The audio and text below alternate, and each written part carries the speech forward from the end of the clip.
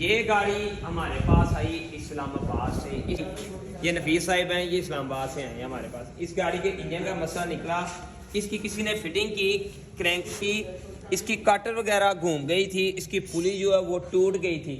इसकी अभी ओल्ड पुली आपको चेक करवाते हैं, दिखाएं जी ओल्ड पुली किस जगह पे। तो इसकी जो ओल्ड पुली है ना वो बिल्कुल ख़राब हो गई थी।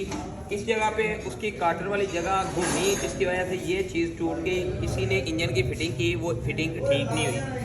अभी हम इंशाल्लाह इसकी ये फिटिंग जो है वो क्लियर करेंगे। अगर आपके साथ कोई ऐसा मामला है तो आप किसी अच्छे मैकेनिक से काम करवाएं। ये देखें, इसकी पुली यहाँ से टूटी हुई है, ये न्यू पुली है इसकी। ये न्यू पुली लगाएंगे, इससे गाड़ी इंशाल्लाह क्लियर हो जाएगी। और इंजन लोग कहते थे चेंज होगा, हमने चेंज नहीं किया, इसको ही ओके किया।